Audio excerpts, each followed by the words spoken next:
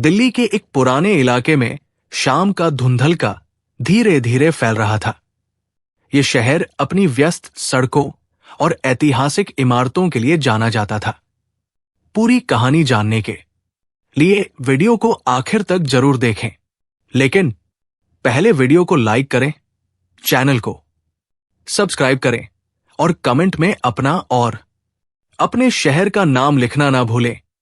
दोस्तों, लेकिन शर्मा निवास के उस छोटे से किराए के घर में आज न तो शहर की रौनक थी और न ही कोई शांति, बल्कि झगड़े और तनाव का माहौल चारों तरफ फैला हुआ था। कमरे के एक कोने में प्रिया चुपचाप बैठी रो रही थी। उसके सामने फर्श पर कांच की चूड़ियां बिखरी हुई थी, जो उसने गुस्से में तोड़ दी थी। और दरवाजे पर खड़ा था अजय। 32 साल का अजय एक साधारण सी नीली वर्दी पहने हुए था, जिस पर लिखा था नाइट गार्ड सिक्योरिटी। उसके कंधे थोड़े झुके हुए थे, चेहरा उदास और थका हुआ लग रहा था, और हाथ में सब्जी का एक पुराना थैला लटका हुआ था। देखने में वह दुनिया का सबसे सामान्य इंसान लगता था, एक ऐसा आदमी जिसे कोई दूसरी बार मुड़कर न देखे और न ही उसकी कोई परवाह करे। अजय को इस तरह चुपचाप और थके हुए खड़े देखकर प्रिया का धैर्य टूट गया। उसने अपनी आंसुओं से भरी आंखें उठाईं और हताशा में चिल्लाई, कब तक अजय, आखिर कब तक? प्रिया की आवाज में दर्द और गुस्सा दोनों मिले हुए थे। उसका दिल जैसे छलनी हो रहा था। हर रोज की ये जिंदगी उसे काट रही थी। आज मेरी मौसी आई थी। उन्होंने पूछा, तुम्हारा पति क्या करता है? मुझे झूठ बोलना पड़ा कि तुम बैंक में क्लर्क हो। मेरी जुबान लड़खड़ा रही थी अजय। मुझे शर्म आती है ये बताने में कि मेरा पति रात भर दूसरों के घरों के बाहर डंडा थामे पहरा देता है। प्रिया के शब्दों में वह दर्द साफ झलक रहा था, जो सालों से उसके दिल में जमा हो रहा था। वो सोचती थी कि शादी के समय उसने क्या सपने देखे थे। एक अच्छी जिंदगी, सम्मान, खुशहाली। लेकिन अब सब कुछ उल्टा लगता था। अजय ने चुपचाप सब्जी का थैला मेज पर रख दिया। उसने अपनी पुरानी टोपी उतारी और बहुत ही शांत, धीमी आवाज में कहा, प्रिया, काम कोई छोटा या बड़ा नहीं होता। मैं चोरी नहीं करता, बस मेहनत की कमाई से रोटी लाता हूं। उसके शब्दों में एक गहरा विश्वास था, लेकिन प्रिया को वो सिर्फ बहाना लगता था। वो सोचती थी कि ये तो हर रोज का डायलॉग है, लेकिन जिंदगी में कोई बदलाव नहीं आता। मेहनत की रोटी? प्रिया ने ताना मारते हुए कहा। उसकी आवाज में व्यंग साफ सुनाई दे रहा था। अजय, मेरी बहन के पति को देखो। वे कार से चलते हैं, उनके पास अपना बड़ा सा फ्लैट है, लग्जरी लाइफ जीते हैं। और हमारे पास क्या है? ये टूटा फूटा किराए का घर और तुम्हारी ये 1000 रुपए वाली नौकरी के सिवा कुछ नहीं। मैंने तुमसे शादी करके अपनी जिंदगी बर्बाद कर ली। प्रिया के शब्द अजय के दिल में तीर की तरह चुभ रहे थे। वो जानता था कि प्रिया का दर्द सच्चा है, लेकिन वो अपनी सच्चाई नहीं बता सकता था। हर रोज ये अपमान सहना उसके लिए एक यातना था, लेकिन देश की सेवा उसके लिए सबसे ऊपर थी। अजय के दिल पर जैसे किसी ने भारी पत्थर रख दिया हो। वो चाहता तो अभी इसी पल प्रिया को बता सकता था कि वो कोई मामूली चौकीदार नहीं है। वो भारत सरकार के खुफिया विभाग इंटेलिजेंस ब्यूरो का एक सीनियर ऑफिसर है, जो एक बेहद गोपनीय और संवेदनशील मिशन के तहत इस शहर में अंडरकवर एजेंट बनकर रह रहा है। उसके एक इशारे पर शहर की पूरी पुलिस फोर्स हिल सकती थी। उसकी असली सैलरी और रुतबा इतना ऊंचा था कि प्रिया जो फ्लैट्स और लग्जरी लाइफ के सपने देखती रहती, वो उसे एक पल में दिलवा सकता था। लेकिन वो मजबूर था। देश की सुरक्षा और प्रिया की जान की रक्षा के लिए उसे ये कड़वा घूंट चुपचाप पीना पड़ रहा था। अजय ने एक गहरी सांस ली, जैसे कोई पुरानी यादें उसके सीने में उभर आई हों। उन यादों में उसके मिशन की शुरुआत थी, जब उसे बताया गया था कि दुश्मन शहर में छिपे हैं और किसी को शक नहीं होना चाहिए। फिर वो मुस्कुराने की कोशिश करते हुए बोला, प्रिया, भरोसा रखो, वक्त सब बदल देता है। मैं वादा करता हूं एक दिन तुम्हें मुझ पर गर्व होगा, सब कुछ ठीक हो जाएगा। उसके शब्दों में एक आश्वासन था, लेकिन प्रिया को वो खोखला लगता था। वो सोचती थी कि ऐसे वादे तो सालों से सुन रही हूं, लेकिन कुछ नहीं बदलता। वो दिन कभी नहीं आएगा अजय। प्रिया ने मुंह फेर लिया। उसकी आवाज कड़वी हो गई थी। कल मेरे चचेरे भाई की शादी है, ग्रैंड पैलेस होटल में रिसेप्शन है। सब लोग आएंगे, गाड़ियों से, सूट बूट में, चमक दमक वाली जिंदगी दिखाते हुए। और तुम वही अपनी पुरानी फटी हुई शर्ट पहनकर चलोगे। प्लीज, अगर तुम वहां मेरी बेइज्जती नहीं कराना चाहते तो मत आना। मैं अकेली चली जाऊंगी। ये कहकर प्रिया बेडरूम में चली गई और दरवाजा जोर से बंद कर लिया। कमरे में सन्नाटा छा गया। अजय अकेला खड़ा रह गया, जैसे कोई भारी बोझ उसके कंधों पर लाद दिया हो। वो सोच रहा था कि प्रिया की ये पीड़ा उसकी वजह से है, लेकिन वो कुछ कर नहीं सकता।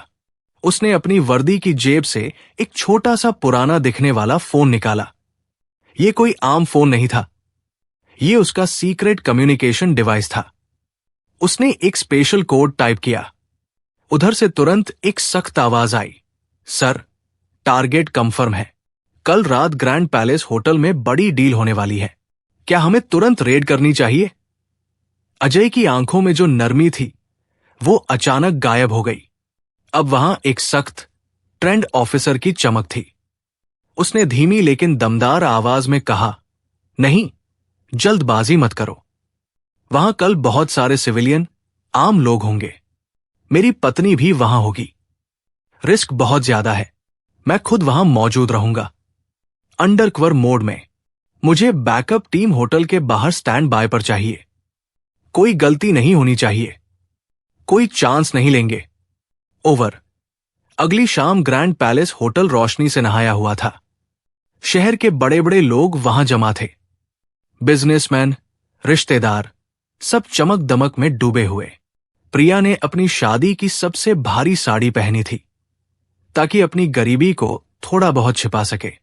वो अपने रिश्तेदारों के बीच बैठी थी, लेकिन उसका ध्यान बार बार दरवाजे पर जा रहा था। उसने अजय को आने से मना किया था, लेकिन दिल के किसी कोने में वह चाहती थी कि उसका पति आए।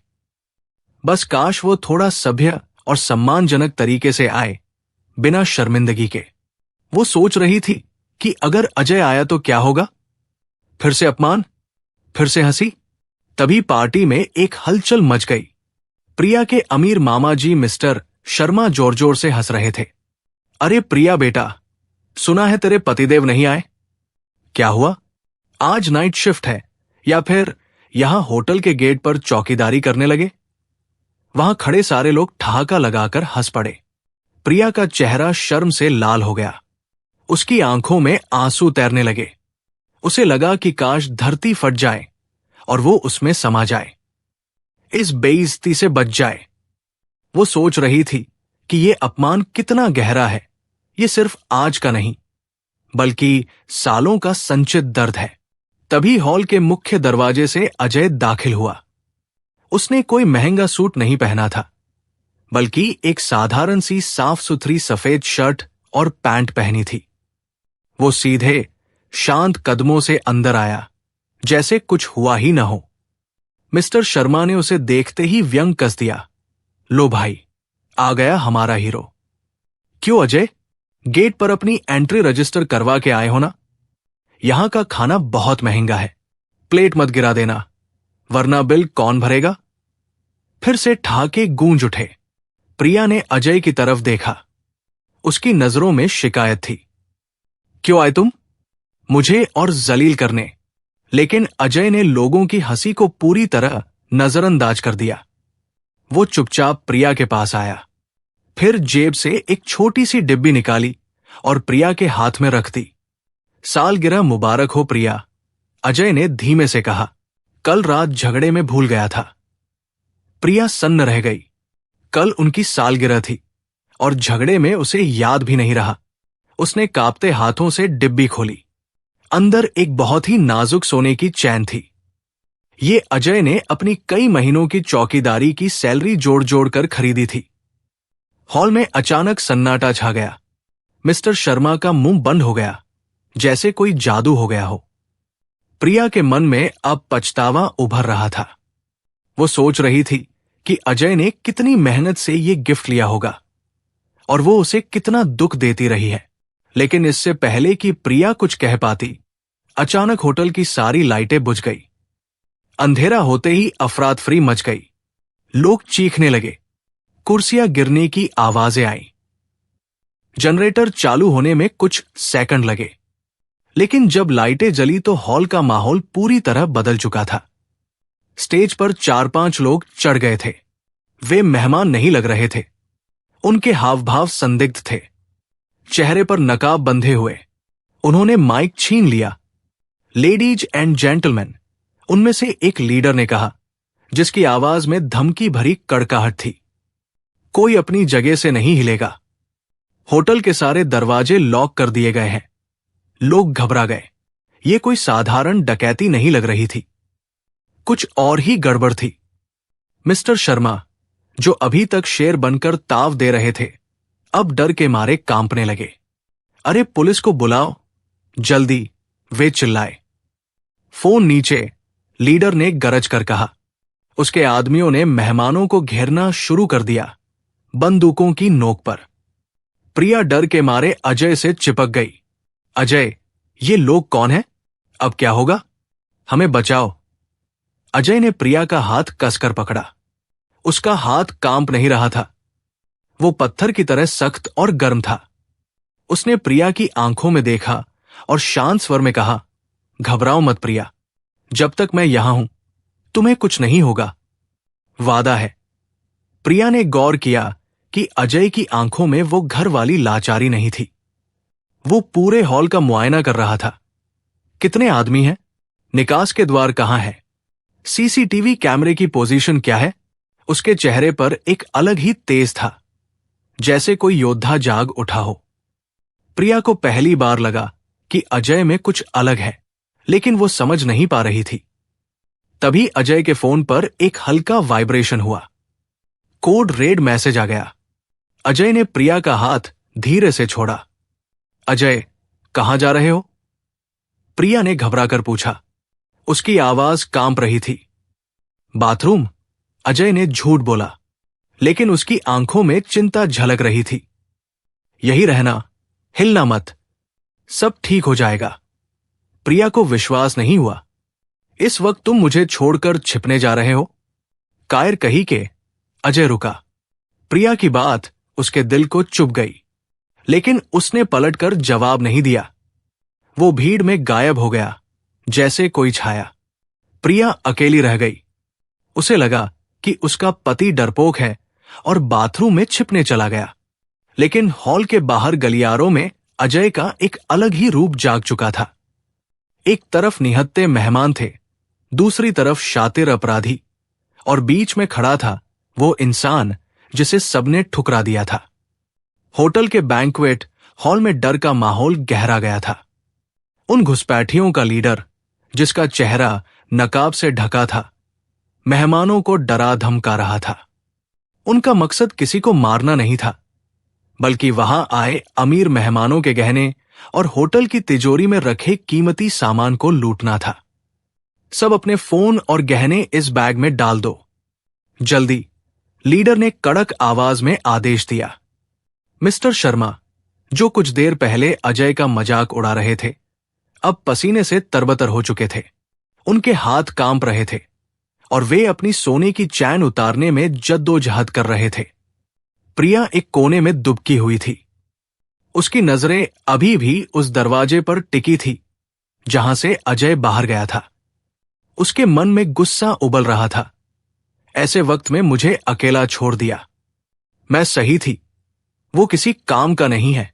उधर हॉल के बाहर सर्विस कॉरिडोर में सन्नाटा पसरा था। अजय ने अपनी चाल पूरी तरह बदल ली थी। अब वो कंधे झुकाकर चलने वाला चौकीदार नहीं था। उसकी चाल में चीते जैसी फुर्ती और सावधानी थी। उसने अपनी शर्ट की आस्तीनें ऊपर मोड़ी और कान में लगा अपना छोटा सा ब्लूटूथ डिवाइस ऑन किया। कंट्रोल, ये ईगल है, अजय ने फुसफुसाते हुए कहा। उसकी आवाज में सालों की ट्रेनिंग का आत्मविश्वास झलक रहा था।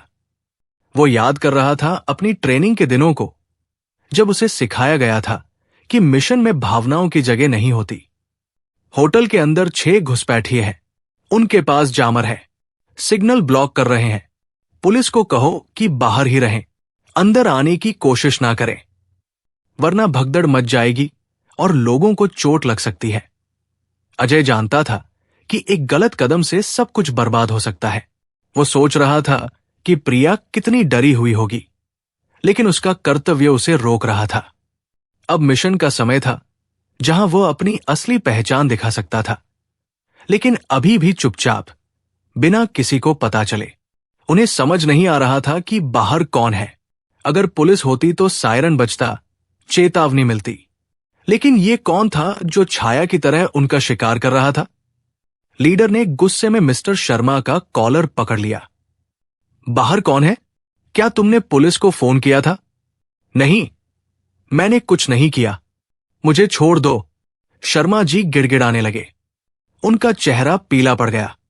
प्रिया का दिल मुंह को आ गया। उसे लगा अब शर्मा जी को कुछ बुरा हो जाएगा। तभी हॉल के स्पीकर सिस्टम पर एक आवाज गूंजी। ये आवाज किसी साधारण पुलिस वाले की नहीं थी।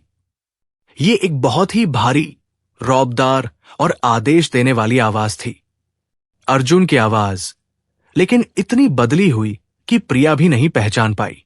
उसे छोड़ दो, तुम्हारा खेल खत्म हो चुका है। लीडर चारों तरफ देखने लगा। कौन है तू? सामने आ। अचानक स्टेज के पीछे से धुआं उठने लगा। अर्जुन ने समझदारी से वहां दीवार पर टंगे एक आग बुझाने वाले यंत्र का पिन निकालकर उसे हॉल की तरफ लुढ़का दिया था। पूरे हॉल में सफेद धुआं भर गया। मेहमान खांसने लगे। अफरातफरी मच गई, लेकिन अर्जुन के लिए यह धुआं उसका सबसे बड़ा हथियार था। धुएं की आड़ में वो हॉल के अंदर घुस गया। प्रिया को कुछ दिखाई नहीं दे रहा था, सिर्फ छायाओं की भागदौड़ महसूस हो रही थी। उसने देखा कि धुएं के बीच एक लंबी छाया तेजी से घूम रही है। वो छाया अपराधियों के पास जाती और अगले ही पल वे जमीन पर गिर पड़ते। कोई खून खराबा नहीं, सिर्फ तेजी और सटीकता। अर्जुन उन्हें पल भर में हथियारों से अलग कर रहा था, जैसे कोई प्रशिक्षित योद्धा। 2 मिनट के अंदर धुआं छंटने लगा। नजारा देखकर सब हैरान रह गए। 4 अपराधी जमीन पर पड़े थे, बेहोश। लीडर अकेला खड़ा था, घबराया हुआ, और उसके ठीक सामने खड़ा था एक आदमी जिसका चेहरा धुएं और अंधेरे की वजह से साफ नहीं दिख रहा था, लेकिन उसकी सफेद शर्ट अब गंदी और धुंधली हो चुकी थी। वो अर्जुन था, लेकिन वो अर्जुन नहीं लग रहा था। उसका सीना तना हुआ था, आंखों में आग। वो लीडर की आंखों में आंखें डालकर खड़ा था। तुम्हारे पास एक आखिरी मौका है, अर्जुन ने शांत लेकिन सख्त स्वर में कहा। घुटने टेक दो। लीडर ने हताशा में पास पड़ी एक लोहे की कुर्सी उठाई और अर्जुन पर वार करने की कोशिश की। प्रिया चीखी, पीछे हटो, लेकिन अर्जुन अपनी जगह से हिला तक नहीं। जैसे ही कुर्सी पास आई, उसने एक हाथ से उसे हवा में ही रोक लिया और दूसरे हाथ से लीडर को ऐसा धक्का दिया कि वो दूर जाकर गिर पड़ा। लीडर की हिम्मत टूट गई। हॉल में सन्नाटा छा गया। लाइटें पूरी तरह जल गई। प्रिया ने देखा कि वो हीरो कोई और नहीं, उसका पति अर्जुन है। लेकिन ये वो अर्जुन नहीं था जो सब्जी का थैला लाता था। ये कोई और था, एक असली योद्धा। मिस्टर शर्मा, जो अभी भी जमीन पर पड़े थे, फटी आंखों से अर्जुन को देख रहे थे। तभी बाहर से पुलिस के सायरन की आवाज आई।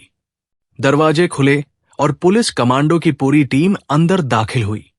प्रिया को लगा कि पुलिस अर्जुन को पकड़ लेगी क्योंकि वो बीच में खड़ा है, लेकिन जो हुआ उसने प्रिया के होश उड़ा दिए। पुलिस कमिश्नर सबसे आगे आए। उन्होंने अपराधियों को गिरफ्तार करने का इशारा किया और फिर सीधे अर्जुन के पास पहुंचे। कमिश्नर ने अपनी टोपी ठीक की और अर्जुन के सामने झुककर सलामी दी। जय हिंद सर, हमें खेद है कि हम देर से पहुंचे। आपने अकेले ही पूरी स्थिति संभाल ली। हमें मुख्यालय से खबर मिल गई थी कि एजेंट गामा यहां मौजूद है। प्रिया के कानों पर यकीन नहीं हुआ। Sir, agent gamma? अर्जुन ने कमिश्नर का सलामी स्वीकार नहीं किया। उसने बस एक इशारा किया कि बात मत करो। वो नहीं चाहता था कि उसकी पहचान सबके सामने पूरी तरह खुल जाए। लेकिन देर हो चुकी थी। हॉल का हर व्यक्ति और सबसे ज्यादा प्रिया ये सब देख चुकी थी। अर्जुन मुड़ा और प्रिया से नजरें मिलाई। प्रिया की आंखों में अब गुस्सा नहीं था, बल्कि एक गहरा सदमा और अनगिनत सवाल थे। अर्जुन उसके पास आया।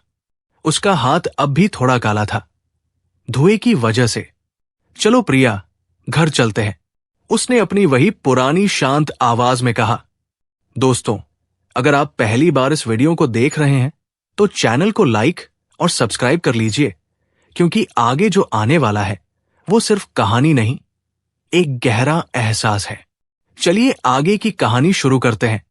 होटल का वह दृश्य प्रिया की आंखों से हट नहीं रहा था। जिस पति को वो दुनिया के सामने अपना कहने से हिचकिचाती थी, उसे शहर के सबसे बड़े पुलिस अधिकारी ने सलामी दी थी।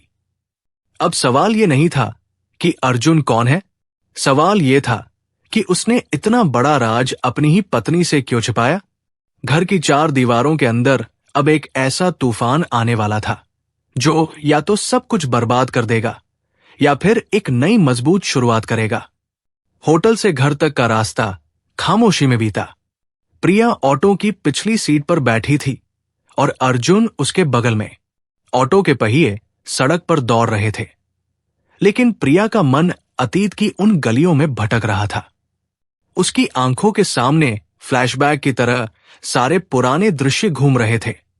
उसे याद आया वो दिन जब अर्जुन ने अपनी पसंदीदा पुरानी घड़ी बेच दी थी, सिर्फ इसलिए ताकि प्रिया की बीमारी की दवा ला सके। प्रिया तब गुस्सा हुई थी। कहा था कि वो कंजूस है, लेकिन अब समझ आया कि वो कंजूसी नहीं, बल्कि गहरा त्याग था। उसे याद आई वो शाम जब तेज बारिश हो रही थी। अर्जुन भीगते हुए घर लौटा था, लेकिन मुस्कुराते हुए बोला था, आज ओवरटाइम मिला प्रिया, कल तुम्हारे लिए नया गजरा लाऊंगा। प्रिया ने तब सोचा था कि वो झूठ बोल रहा है, लेकिन अब लग रहा था कि वो उसकी जिंदगी की छोटी छोटी खुशियां संभाल रहा था। प्रिया को लगा कि वो कितनी अंधी रही, जिसे वो कंजूसी समझती रही, वो दरअसल अर्जुन का अनकहा बलिदान था। जिसे वो कायरता समझती रही, वो उसका असीम धैर्य था। उसका पति छोटा आदमी नहीं था, बल्कि उसका अपना नजरिया छोटा और संकीर्ण था। उसे अपनी ही कही हुई उन कड़वी बातों पर इतना पछतावा हो रहा था कि प्रिया की खामोश सिसकियां गूंज रही थी, जैसे कोई पुराना घाव फिर से हरा हो गया हो। घर पहुंचते ही प्रिया ने दरवाजा बंद किया और सीधे अर्जुन के सामने खड़ी हो गई। उसकी आंखों में अब आंसू सूख चुके थे, बस सवालों का एक सैलाब उमड़ रहा था। कौन हो तुम अर्जुन? प्रिया ने धीमी कांपती आवाज में पूछा। वो कमिश्नर तुम्हें सर क्यों कह रहा था? तुम चौकीदार नहीं हो, है ना? तुम झूठ बोलते रहे हर रोज, हर पल। क्यों? क्या मैं इतनी बेवकूफ हूं कि सच नहीं समझ पाती? अर्जुन ने एक गहरी सांस ली, जैसे सालों का बोझ उतर रहा हो। उसने कुर्सी खींची और प्रिया को बैठने का इशारा किया। अब और छिपाने का कोई मतलब नहीं, अर्जुन ने कहा। उसने जेब से एक आईडी कार्ड निकाला और मेज पर रख दिया। कार्ड पर लिखा था, Arjun Singh, special operations wing, intelligence bureau. Priya ने कांपते हाथों से कार्ड उठाया। मैं एक चौकीदार नहीं हूं प्रिया, अर्जुन ने पहली बार अपनी असली, गंभीर और आदेश देने वाली आवाज में कहा। मैं देश की आतंक सुरक्षा के लिए काम करता हूं। 2 साल पहले मैंने एक बड़े देशविरोधी नेटवर्क का पर्दाफाश किया था। वे लोग मेरे पीछे पड़ गए। मेरी जान को खतरा था, लेकिन उससे भी ज्यादा खतरा तुम्हें और हमारे परिवार को था। अर्जुन की आवाज थोड़ी भराई, जैसे कोई पुराना दर्द फिर जाग उठा हो। वो प्रिया के नजदीक आया, कुर्सी पर बैठ गया। विभाग ने मुझे छिपकर रहने का आदेश दिया। मुझे अपनी पूरी पहचान मिटानी पड़ी। अगर किसी को भी भनक लग जाती कि मैं कौन हूं, तो वे सबसे पहले तुम्हें निशाना बनाते। तुम्हें सुरक्षित रखने का सिर्फ एक ही तरीका था कि मैं एक मामूली साधारण आदमी बन जाऊं। एक ऐसा आदमी जिस पर किसी दुश्मन की नजर न पड़े, न ही शक हो। प्रिया सन्न रह गई। उसका गला रुंध गया। जिन रातों में वो अर्जुन को ताने देती थी कि वो कम कमाता है, उन रातों में अर्जुन दरअसल अपनी जान हथेली पर रखकर उसकी हिफाजत कर रहा था। और वो चौकीदारी की नौकरी? प्रिया ने पूछा। उसकी आवाज में कामपन था। वो सिर्फ एक कवर थी। अर्जुन ने हल्की मुस्कान के साथ कहा, उस वर्दी ने मुझे वो आजादी दी कि मैं शहर में बिना शक के घूम सकूं, निगरानी रख सकूं। लेकिन सबसे मुश्किल हिस्सा दुश्मनों से लड़ना नहीं था प्रिया। सबसे मुश्किल था तुम्हारी नजरों में खुद को गिरते हुए देखना। हर ताना, हर अपमान, हर शब्द जैसे मेरे सीने में चाकू की तरह चुभता था। लेकिन मैं चुप रहा क्योंकि तुम्हारी सुरक्षा सबसे ऊपर थी। प्रिया को वे सारे पल याद आने लगे। चाची के सामने झूठ बोलना, शादी में अर्जुन को आने से मना करना, उसे कायर कहना, हर वो शब्द अब उसे किसी कीड़े की तरह काट रहा था। तुमने मुझे बताया क्यों नहीं अर्जुन? प्रिया रो पड़ी। आंसू बहने लगे। मैं तुम्हारी पत्नी हूं। क्या मुझे इतना भी हक नहीं था? हम साथ जीते हैं, सांस लेते हैं। हक था। अर्जुन ने उसका हाथ थाम लिया। उसका स्पर्श गर्म और आश्वासन देने वाला था। लेकिन सुरक्षा मेरी जिम्मेदारी थी। अगर तुम्हें पता होता तो तुम्हारे चेहरे का डर, तुम्हारी चिंता, वो तुम्हें दुश्मनों के सामने बेनकाब कर देती। मैंने तुम्हारी नफरत बर्दाश्त कर ली क्योंकि मुझे तुम्हारा सुरक्षित रहना ज्यादा प्यारा था। मुझे लगा कि अगर तुम मुझसे इतनी नफरत करोगी कि मुझे छोड़कर चली जाओगी, तो शायद तुम कहीं और सुरक्षित रहोगी। प्रिया टूटकर अर्जुन के गले लग गई। वो फूट फूट कर रोने लगी। ये आंसू गुस्से के नहीं थे, पछतावे, शर्मिंदगी और गहरे प्यार के थे। मुझे माफ कर दो अर्जुन, प्रिया सिसकते हुए बोली। मैंने तुम्हें कितना अपमानित किया। मैंने तुम्हारी वर्दी को शर्मिंदगी समझा, जबकि वही वर्दी मेरा सबसे मजबूत कवच थी। मैं कितनी नासमझ, कितनी स्वार्थी रही। तुम्हारे त्याग को मैंने कभी नहीं समझा। अर्जुन ने उसे संभाला, उसके बालों पर हाथ फेरा। इसमें तुम्हारी गलती नहीं है प्रिया। एक पत्नी का अपने पति से उम्मीदें रखना, सपने देखना, ये गलत नहीं है। गलती हालात की थी, मिशन की मजबूरी की। लेकिन आज मेरा मिशन पूरा हो गया है। वो नेटवर्क पकड़ा गया। अब मुझे छिपने की कोई जरूरत नहीं। हम नई जिंदगी शुरू कर सकते हैं। अगले दिन सुबह शर्मा निवास के बाहर का नजारा पूरी तरह बदल चुका था।